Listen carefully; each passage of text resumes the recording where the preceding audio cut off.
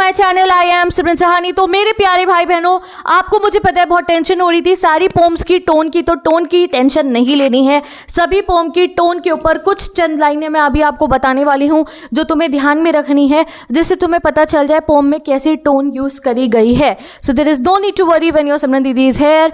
तो जल्दी से जाके चैनल को चेक कर लो। अगर तुमने चैप्टर्स को नहीं पढ़ा है तो चैप्टर्स पढ़ो, ठीक है। कल सुबह जो है आप लोगों का विस्तास डे है, भूलना मत। कल विस्तास का लाइव होने वाला है मेरे चैनल पे 12:30 बजे तक जो है, तो आपको आना है चैनल पे विस्तास पढ़ने के लिए। भूल मत जाना इस बात को बिल्कुल भी, ठीक है जी। और जो है बाकी जितने भी चैप्टर्स है, अगर तुम कभी ऐसा होता है ना कोई फ्लेमिंगो पढ़ी है तुमने, सिंगल भी अगर तुम्हें चैप्टर पढ़ना हो, दीदी बाकी सब आते हैं भाई, खाली मेरे को ये वाला चैप्टर पढ़ना है, मेरे को खाली लॉ स्प्रिंग पढ़ना है, तो मैंने जो है सोलो वीडियोस भी एनिमेटेड अपलोड कर रखी है, वहां से जाके पढ़ लो। 15 मिनट की वीडियो है, 2x करना कंप्लीट बहुत जल्दी, ठीक है जी। चलो देखते हैं हर पोम की टोन, ठीक है। बहुत छोटी सी वीडियो रहने वाली है क्योंकि टोन समझना बस एक, मतलब टोन तो आप कैसी भी बता सकते हो, ये कुछ मैं तुम्हें आइडिया दे रही हूँ। The tone of the poem my mother eight 66 देखते हैं हम। तो ये टोन ऑफ द, ये क्वेश्चन ना मैंने सर्च करा है नेट पे ही, ठीक है। मैंने सर्च करा एग्जाम में कैसे कैसे टोन पूछी गई हैं, तो भाई ये इस टाइप के टोन का आप आंसर अच्छे से कर सकते हो। तो the tone of the poem is confessional. Confessional है क्योंकि देखा आपने पोएटेस हमें बतानी है कि वो गाड़ी से जा रही थी, फिर उन्होंने अपनी माता जी को देखा, तो वो हमें कन्फेस करी अपनी फीलिंग्स को, because the poet is afraid to lose her mother. और वो क्या कन्फेस करें कि उन्हें डर लग रहा है कि वो अपनी माता को खो ना दे, और स्टार्क रियलिटी की वो बहुत बूढ़ी हो रही है, इसकी रियलिटी उनको बहुत हिट करती है कि भाई मेरी माँ बहुत बूढ़ी हो रही है। The poem beautifully captures the complex emotions. Poem जो है हमारे कॉम्प्लेक्स इमोशंस कैप्चर कर रही है, जो होते हैं एजिंग से रिलेटेड, कि जैसे बुढ़ापा आता है अपने नियर एंड डियर वंस को, वो जो डर लगता है, सेपरेशन, किसी से अलग होने का जो डर लगता है, creating a heartfelt and moving atmosphere, एक अलग सा एटमॉस्फेयर बनाती है। The children playing outside take her down the memory lane. Even poem के अंदर जो वो कहती है बच्चे खेल रहे थे, तो वो हमारी पोएटेस को एक मेमोरी लेन में लेके जाती है, जब उनकी माँ जवान होंगी, यंग होंगी, और वो बच्चों की तरह खेलती होंगी। वो जो है इस पोम में, पूरे पोम में उनकी टोन वो है इनसिक्योर है वो इनसाइड से, और बहुत हैवी हार्ट के साथ वो अपनी माता को गुड बाय करती है एट द एयरपोर्ट। तो ये पोम कैसी की टोन कैसी है? कन्फेशनल है। आंसर ये है, कन्फेशनल है, ठीक है। अपना जो है अपने इमोशंस दिखा रही हैं, एजिंग, सेपरेशन के, जो ये है इसकी टोन, ठीक है।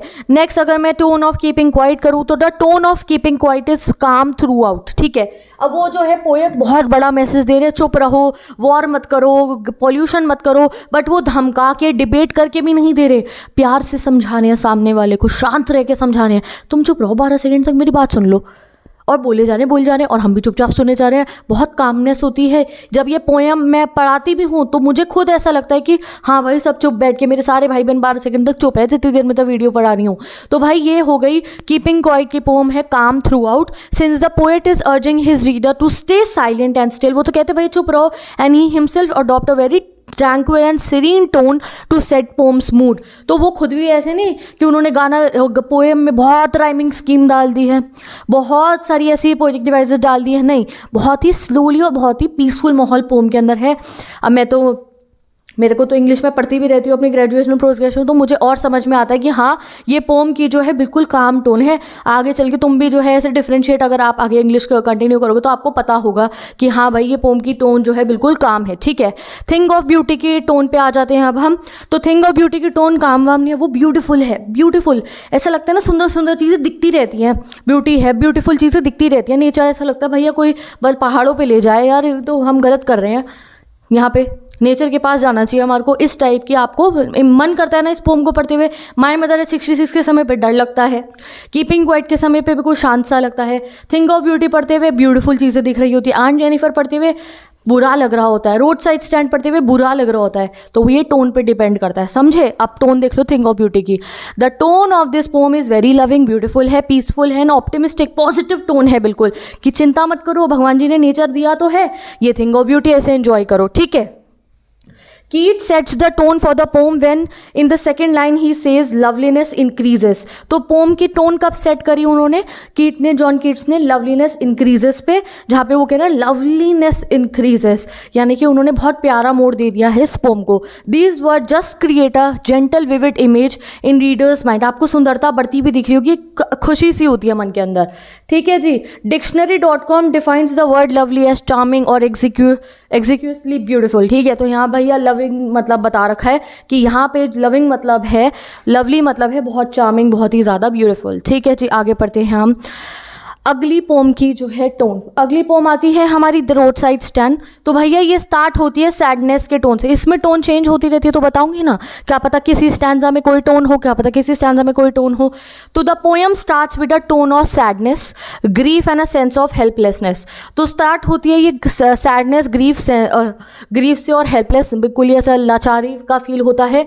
There is a tone of complaint till 3/4 paragraph में नाराजगी दिखाई जा रही है कि हमारे से कुछ नहीं खरीदते, ये चले जाते हैं नखरे दिखा दिखा के।